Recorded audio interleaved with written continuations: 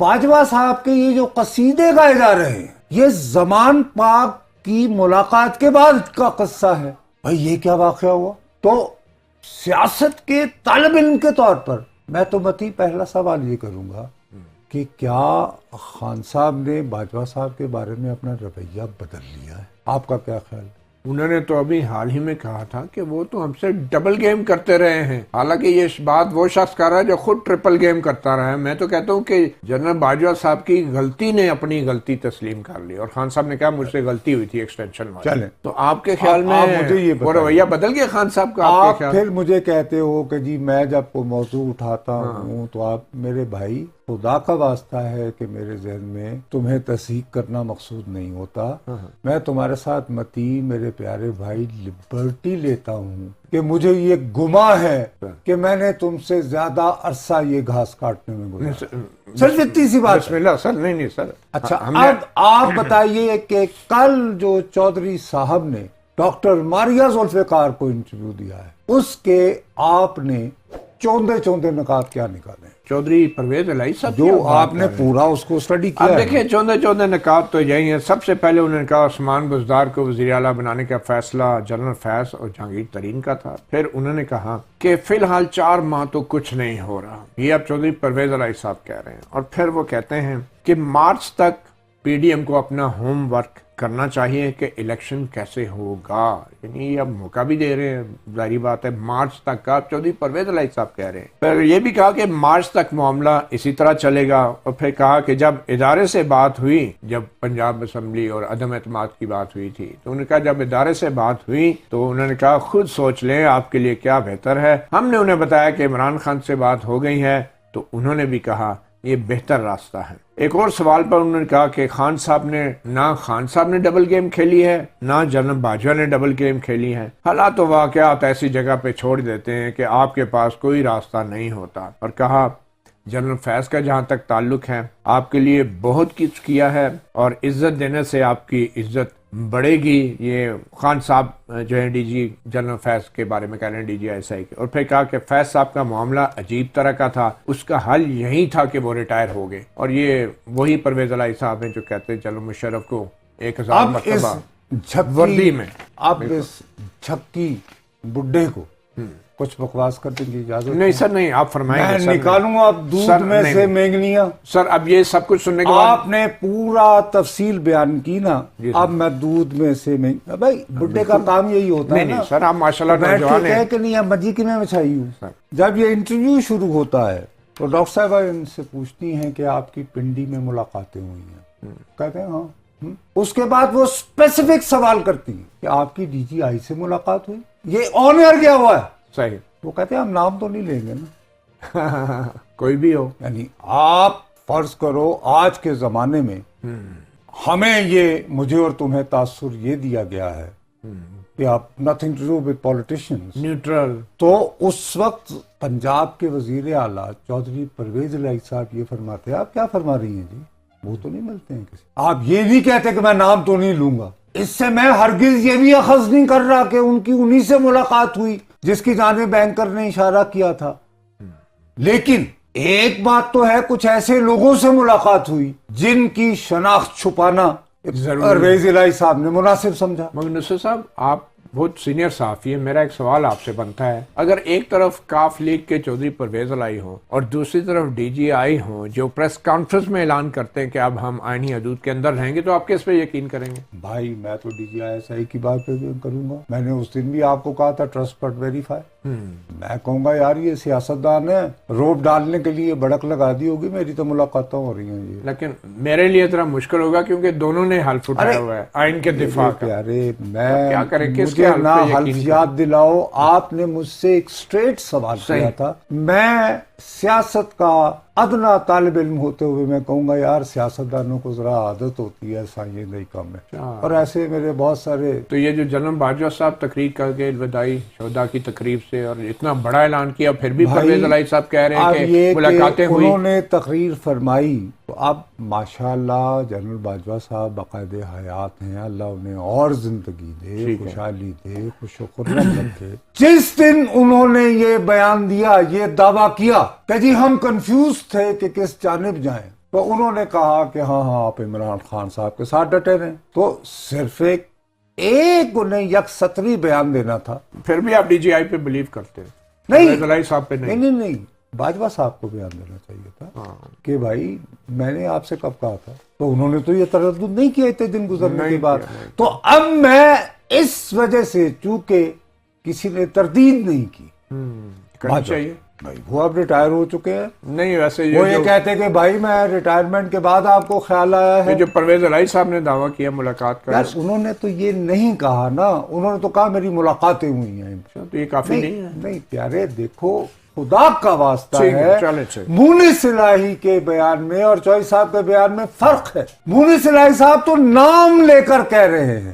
مونس صاحب نے تو ایک ٹپکل، پرویز الہی نے تو ایک کائیاں سیاستدان کی طرح ہر چیز کو ویگ رکھتے ہوئے انہوں نے کہا کچھ ملاقاتیں ہوئی. جنرل فیض کے حوالے سے جو پرویز الہی صاحب نے انکشافات کیے ہیں اس پہ بھی آپ کو حیرانی تو نہیں ہوئی؟ مجھے حیرانی اس لیے ہوئی کیونکہ باجوہ صاحب جب سے عثمان بزدار صاحب ہوئے تھے تو آپ کو پتا ہے اپنے شروع کے ایام میں وہ صحافیوں سے بہت ملا کرتے تھے باجوہ صاحب، اور ان سے بہت کھلی گلی اپنا گپ لگایا کرتا تھا. بہت سے صحافی بولنا اور وہ شروع سے ہی عثمان بزدار صاحب کی تعیناتی سے خوش نہیں. اس کا اظہار انہوں نے بھی کر دیا ہے. اس کا نا جنرل فیض زیادہ بااختیار تھے وزیر اعلیٰ لگانے میں، اور جنرل باجوہ جو ہیں میں اس بارے میں کیا کہہ سکتا ہوں. بھائی لگانا تو وزیر اعظم نے ہونا ہے. تو ان کو اگر ان کی ٹرسٹ کا بندہ کہہ رہا ہے جی بزدار صاحب ٹھیک ہے فائن ہے، تو اب گھر کیا بھیدی ہے ہم کیا جانے. چودھری پرویز الہی صاحب جو ہیں وہ اسمبلیاں توڑ دیں گے، پنجاب کی اسمبلی توڑ دیں گے. میں وہی آپ سے دوبارہ عرض کر رہا ہوں کہ یہ وہ پیاس ہے. ہمارے ہاں تو بڑے اہتمام سے یہ خبر بھی پھیلا دی گئی کہ پرویز الہی صاحب نے ڈیٹ خالی چھوڑ کر تحلیل کی طرف وہ جو ہے ایڈوائز وہ عمران خان صاحب کے حوالے کر. مگر اب تو کچھ اور کہہ رہے ہیں کہ اب سنو نا ایک سیدھی سی بات، ہم سب اس سے کھیلتے رہے. میں کسی اپنے ساتھی کو، تمہیں پتہ ہے لیکن آپ نے پہلے تھے کہا تھا کہ ایسا نہیں ہوگا. میری التجا سن لو نا. ایک سیدھی سی بات یاد ہے جن دنوں آرمی چیف کا قضیہ چل رہا تھا، میں بار بار تم سے یہ کہتا رہا یار متی خدا کے لیے اپنے اندر کے رپورٹر کو باہر لاؤ، پہلے مجھے یہ پتا کر کے دو نمبر 1 کیا پرائم منسٹر ہاؤس نے منسٹری آف ڈیفنس کو یہ لکھ کے بھجوا دیا ہے کہ ہمیں سمری بھیجی جائے. اگر تمہیں اس سوال کا جواب ہاں میں ملے تو یہ بتاؤ کہ کون سی تاریخ کو سمری بھیجی ہے اور اس کا جواب ابھی تک آیا ہے یا نہیں آیا. اسی طرح عمران خان صاحب کے پاس ہی پڑی ہو استدعا، وہ قانونی آئینی قواعد و ضوابط کے اعتبار سے کسی کام کی نہیں. بالکل. جس دن پرویز الہی صاحب نے پنجاب کی اسمبلی تحلیل کرنے کی ایڈوائس لکھنی ہے، وہ ان کے دفتر سے اوپر پہلے نمبر لگا جائے گا 29 ڈائری نمبر، وہ ڈائری نمبر ڈی او ہوگا نا. صحیح بالکل. اگر وہ ڈی او کی صورت میں وزیر اعلیٰ کے دفتر سے گورنر پنجاب کو وصول ہوگی، بالکل صحیح، جب ہی وہ 48 گھنٹے شمار ہونا شروع ہوں گے جس میں گورنر کے لیے لازمی ہوگا کہ وہ اسمبلی کی تحلیل کا اعلان کرے.